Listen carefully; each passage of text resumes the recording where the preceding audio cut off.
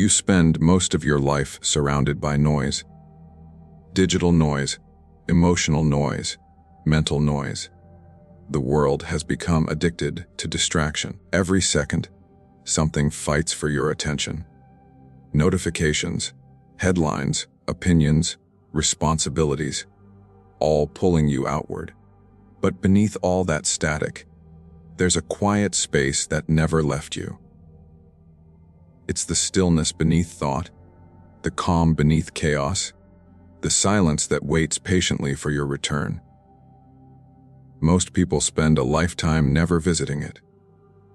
But the moment you do, everything begins to change. This quiet is not empty, it's alive. It carries intelligence, direction, and balance. It's the space where intuition speaks, and peace feels natural. Yet, you can't hear it when your mind is crowded. You can't sense it when your life is in constant motion. To wake up to the quiet within is to stop chasing noise long enough to realize that the peace you've been searching for was never lost. It was simply buried under everything you've been told to care about. Start small. Sit in silence for just 1 minute. No music, no scrolling. Just breathe. At first, it feels uncomfortable, even wrong. Your mind will try to pull you back to what's urgent. Check that message. Finish that task. But stay. That resistance you feel is not your enemy. It's the noise realizing it's losing control. The more you stay, the more your awareness begins to separate from thought. You begin to watch your mind instead of being your mind. That's the moment you start to wake up. In that silence, you'll notice something powerful. A subtle awareness that doesn't judge, doesn't rush, doesn't need to prove anything. It just watches. That awareness is the real you, the you that existed before you were named, labeled, or compared. It's the same awareness that witnessed your childhood, your dreams, your pain. It has always been there. When you rediscover it, you realize peace isn't something you chase, it's something you return to. Life begins to reorganize around this quiet. Decisions feel clearer because they no longer come from fear or impulse. They come from understanding. Relationships deepen because you start listening beyond words. Stress doesn't vanish, but it loses its ability to control you. That's the paradox. The quieter you become, the more power you hold. Because power without peace is chaos, but peace with awareness becomes precision. You stop reacting, and you begin responding. So, close your eyes for a moment. Feel your breath.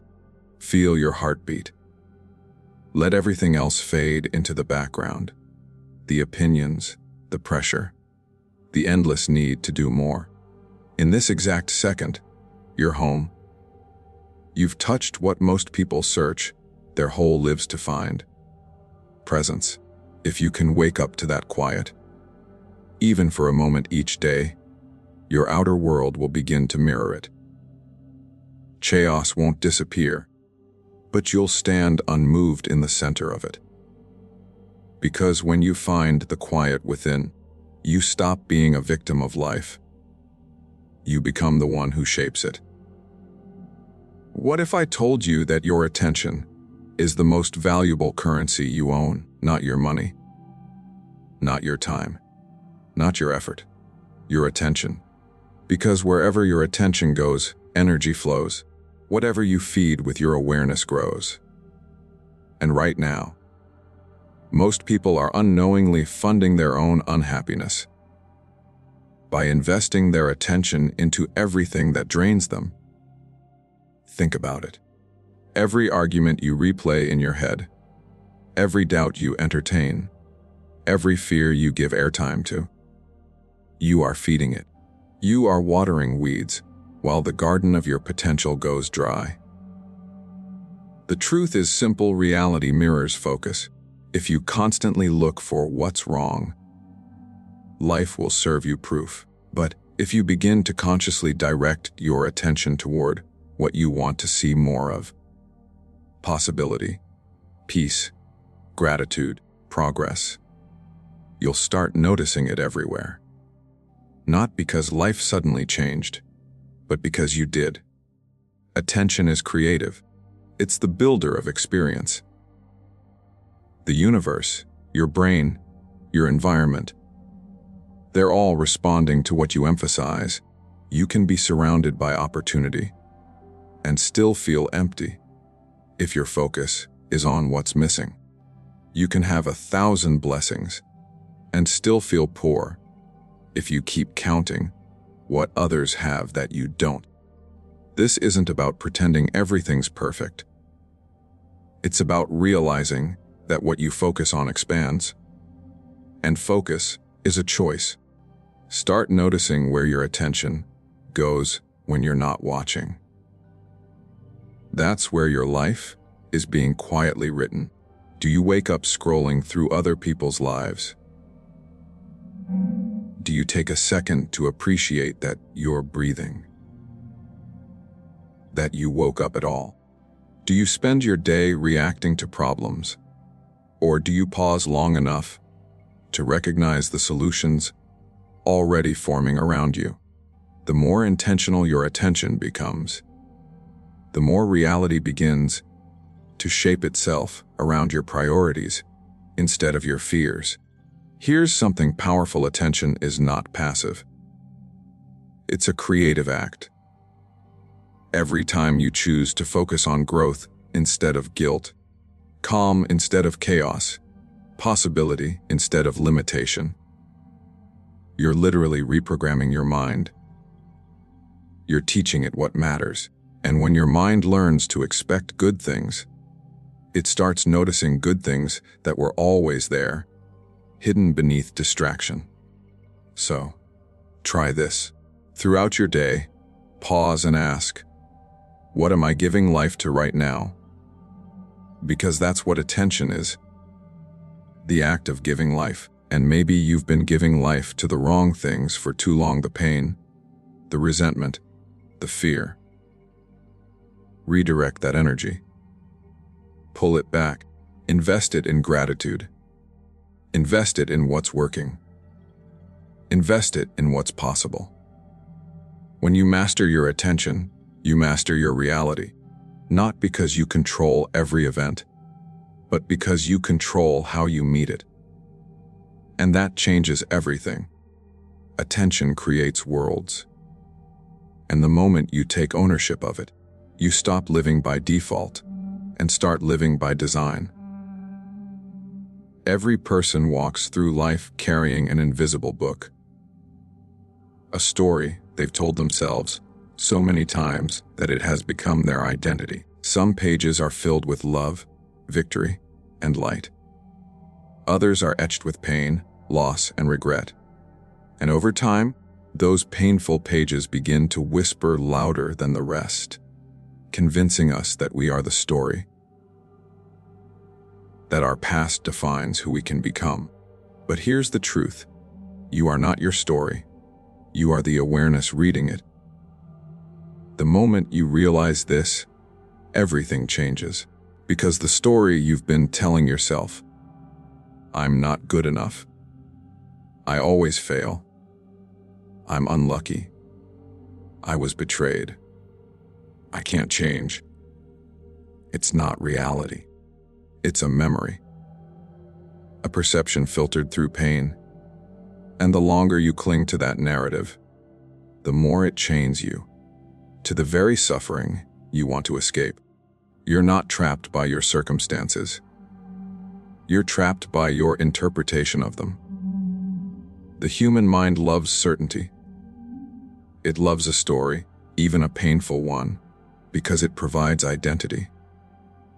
But liberation begins when you can look at that story and say, this was a chapter, not the whole book. What happened to you is real, but it's not final. You can grieve without clinging. You can remember without reliving. You can honor the past without dragging it into your future. To let go of your story, you must stop rehearsing the pain, stop feeding it with your thoughts. Every time you replay what went wrong, you reopen the wound. Healing begins when you stop defending your limitations. When you stop justifying why you can't move forward. The truth is, the universe is waiting to write a new chapter through you. But it can't do that if your hands are still gripping the old one. Letting go doesn't mean forgetting. It means releasing the emotional weight that keeps you anchored in the past. It means shifting from, "Why did this happen to me?" to, "What is this trying to teach me?" Because pain is not punishment. It's a teacher. Every disappointment, every betrayal, every heartbreak was guiding you back to yourself, to your inner strength, to your deeper truth.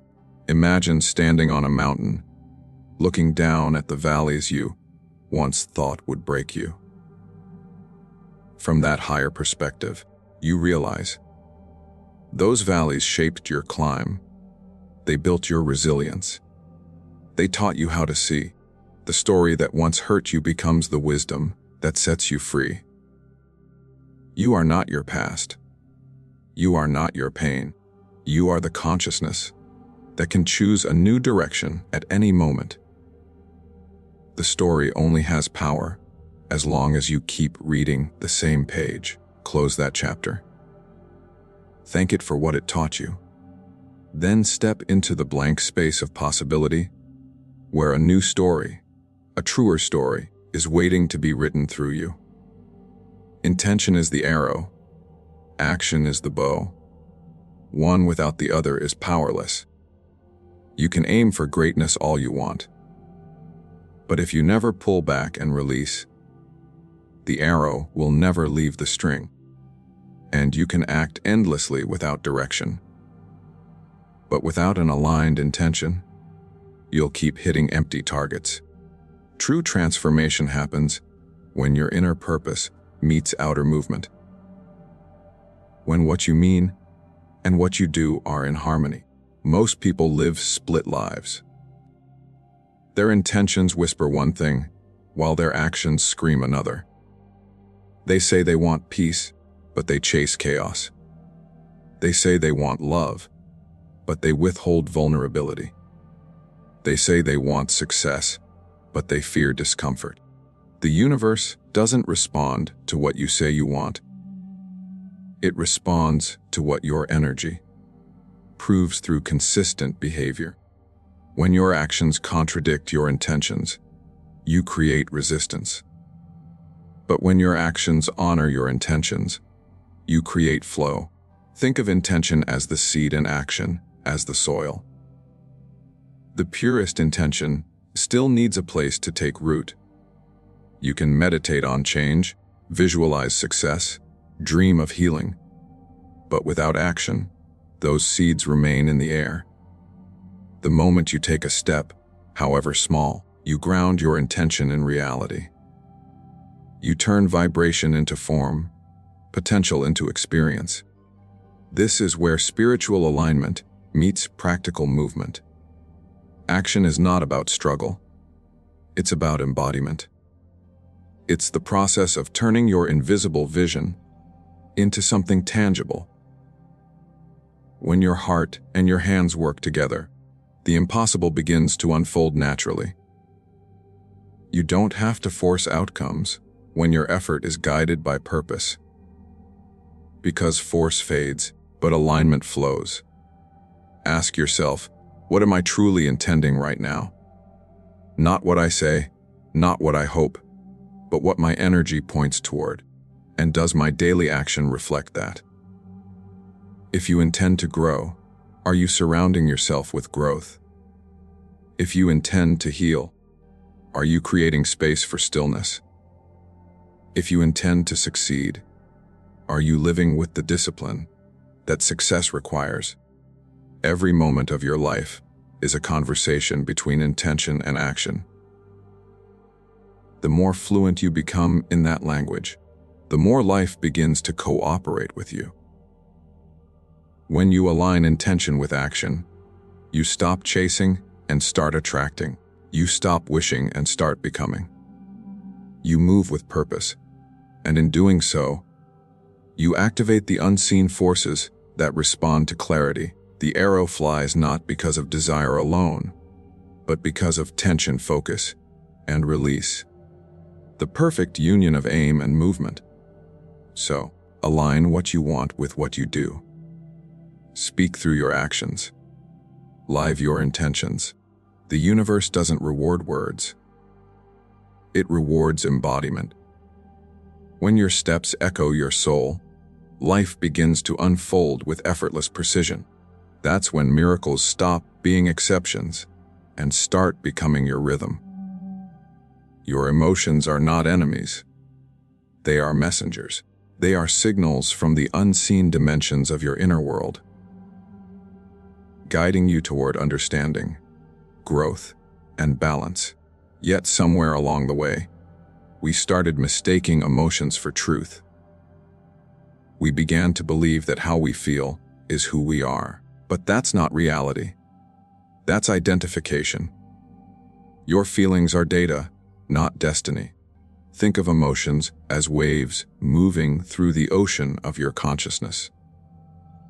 Some waves are calm and comforting, others are fierce and overwhelming, but none of them define the ocean itself.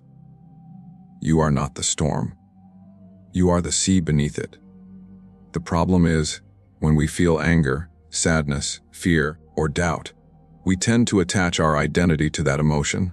I am angry. I am broken. I am lost. But the truth is softer, more freeing. I am experiencing anger. I am feeling sadness. I am noticing fear. Do you see the difference? One imprisons you. The other invites awareness. Every emotion carries information. Fear tells you what you value. Anger tells you where your boundaries were crossed. Sadness tells you what you cared deeply about.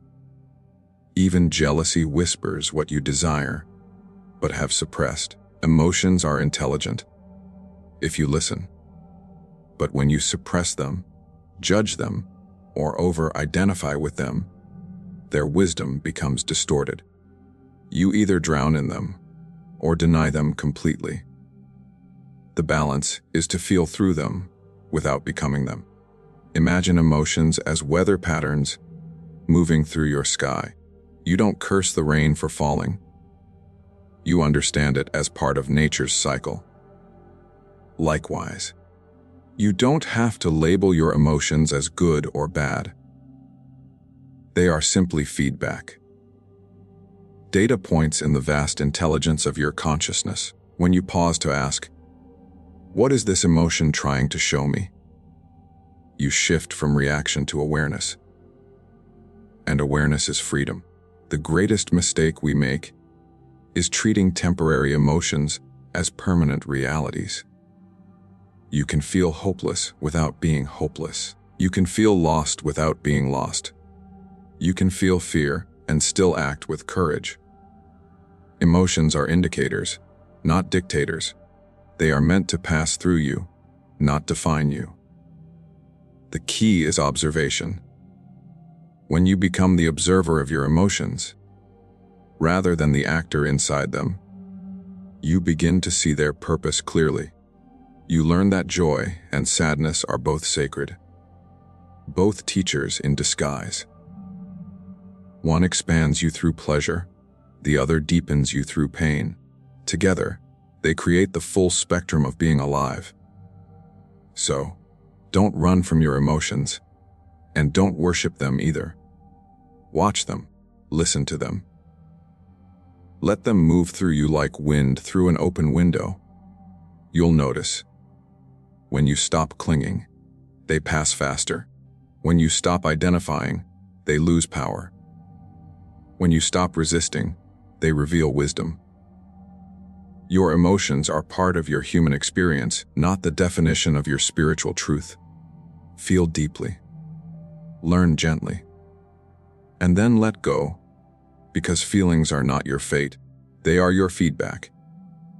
There exists a place beyond what the mind can measure, a field beyond habit, beyond identity, beyond the repetitive noise of thought.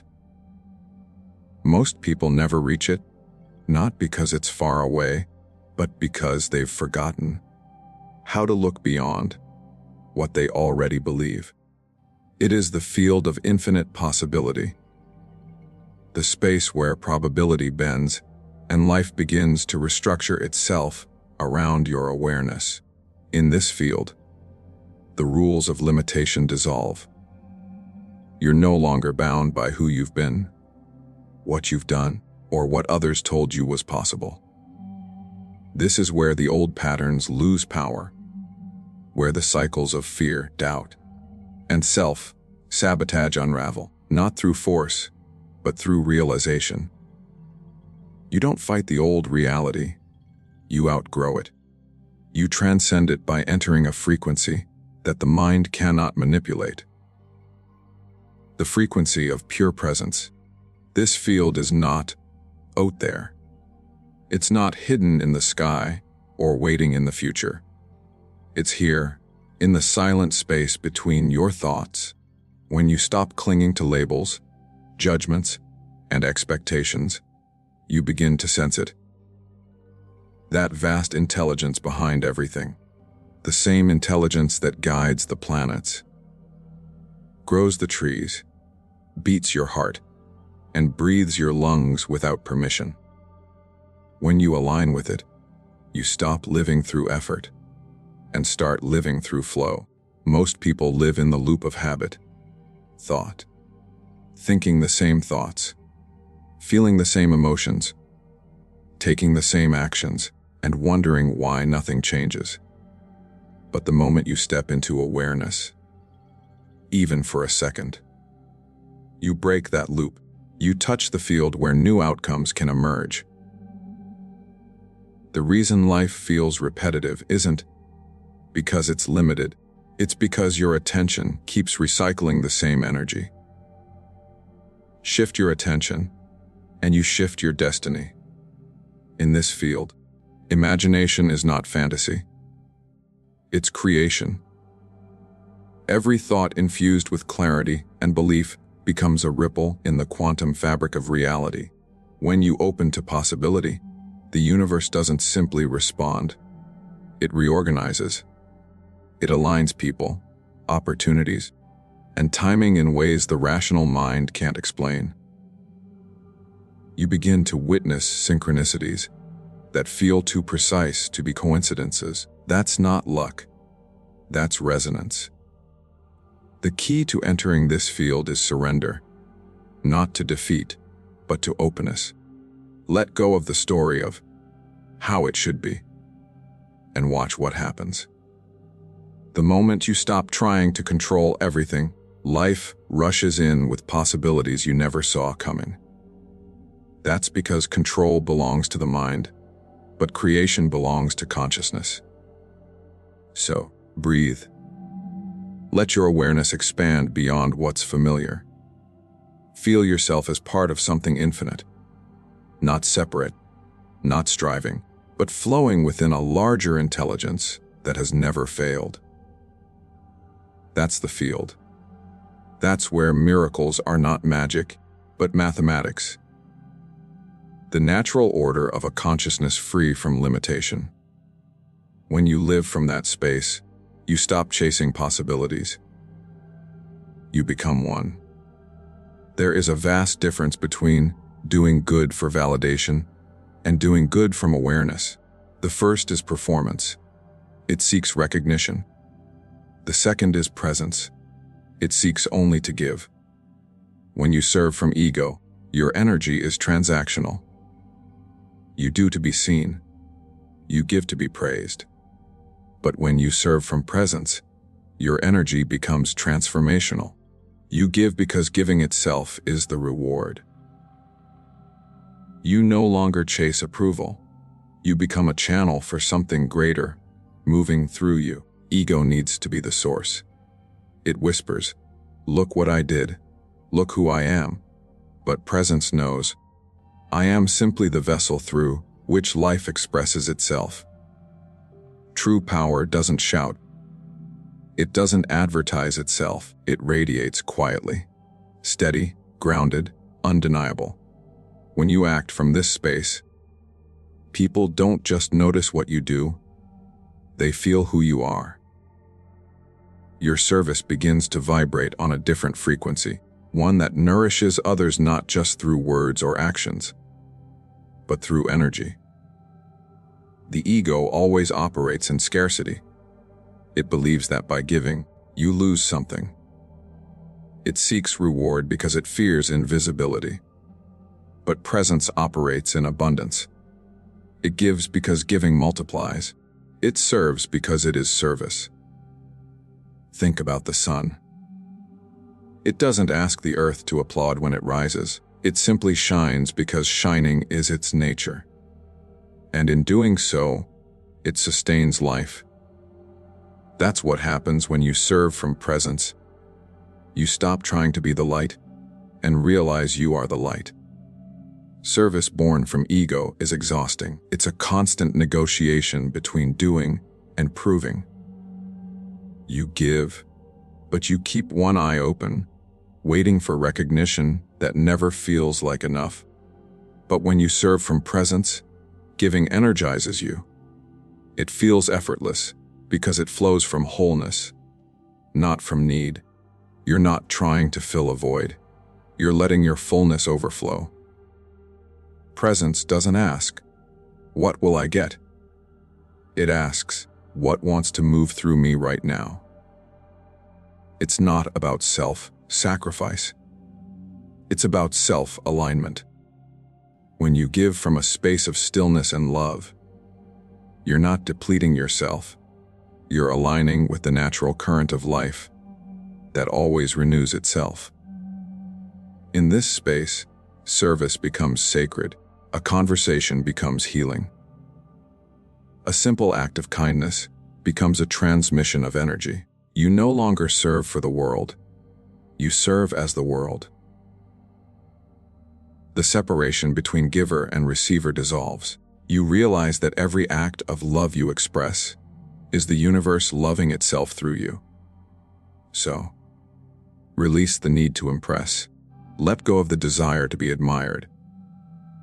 Serve from the quiet center of your being. The ego will chase applause, but presence creates impact.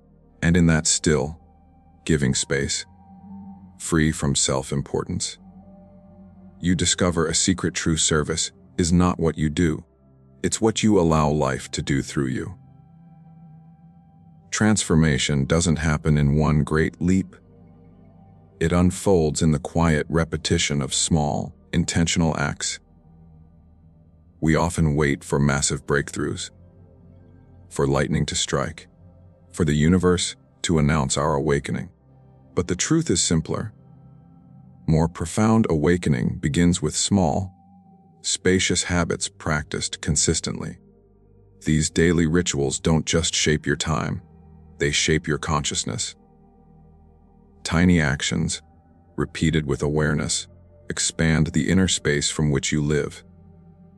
Most people fill every gap in their day with noise, with scrolling, with endless distractions, because silence feels unfamiliar. But silence is where expansion begins. Spacious habits create room between stimulus and response, between thought and reaction. That space is freedom. That space is power. Think of your inner world like a room. If that room is cluttered with constant noise, there's no room for clarity, creativity, or calm to enter.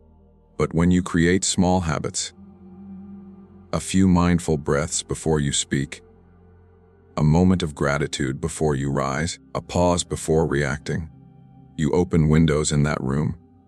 Light begins to flow in. Air begins to circulate. Suddenly, what once felt suffocating becomes spacious. consistency beats intensity. It's not about meditating for an hour once a month. It's about taking 5 conscious breaths each morning. It's not about radical detoxes or rigid discipline. It's about choosing one moment each day to return to awareness. These micro habits of presence rewire your mind from chaos to calm. They become anchors in a fast, moving world. Gentle reminders that peace is not found somewhere else. It's cultivated right here, in the ordinary. You don't need dramatic change to alter your life. You need deliberate consistency. Every small act done with presence becomes a doorway to expansion. Drinking water consciously, walking without your phone, listening without waiting to respond. Each act, no matter how small, stretches your inner space, the same way a daily stretch opens the body. Over time, you begin to notice that your reactions slow, your perception widens, and your inner world feels vast, not crowded. These habits aren't about doing more. They're about doing less, but with intention. Because spaciousness is not created by adding things, it's created by releasing what no longer serves you. You cultivate space every time you choose awareness over autopilot. You build peace not by escaping the world, but by returning to yourself, moment by moment. Soon, presence becomes a habit. You find yourself responding with clarity, instead of reacting from emotion. You begin to listen more, rush less, breathe deeper. Your life starts to feel lighter, yet more grounded. That's the quiet magic of spacious habits. They don't shout, they expand. So, begin small, breathe consciously, move slowly, listen fully. These tiny practices will widen the room within you until life itself begins to flow through that space. Effortlessly, harmoniously, beautifully. Transformation isn't complete when you understand it. It's complete when you live it. Insight means nothing if it doesn't become embodiment. Real growth is not about collecting ideas or chasing inspiration. It's about integration. Allowing what you've learned to rewrite how you move through the world. Integration is the final alchemy. It turns awareness into wisdom, wisdom into action, and action into light that others can feel. When you truly integrate what you've discovered, it no longer feels like something you practice. It becomes who you are. You don't have to remind yourself to be mindful, kind, or present. It becomes your natural expression. You've embodied the shift. You've become the lesson. And through that embodiment, your very presence begins to teach, to heal, to inspire. You no longer need to spread light. You are light. Most people stop at understanding. They read, they learn, they awaken intellectually. But they never let that awareness touch the way they speak, the way they listen, the way they love. Knowledge without embodiment is like a seed never planted, full of potential but unable to grow roots.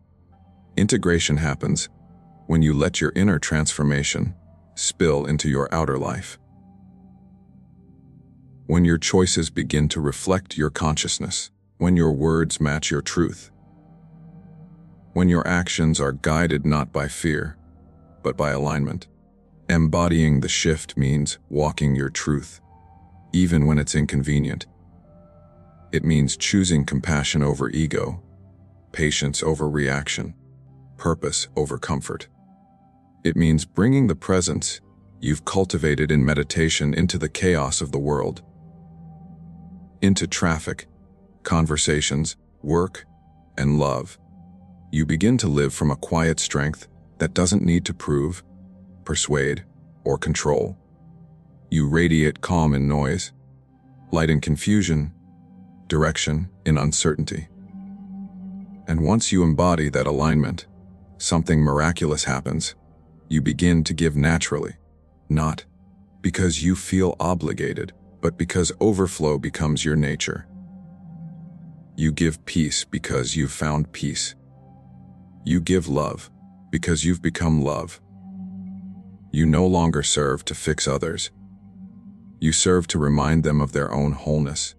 Your life becomes a living transmission, a silent teaching. People feel safer, clearer, more grounded in your presence, even if you never say a word. Integration is not the end of your journey. It's the beginning of a new way of being. The shift within you becomes a ripple in the collective field. You walk through life not as someone trying to awaken, but as someone awake, and from that space, your existence itself becomes a gift. So embody the light you've uncovered.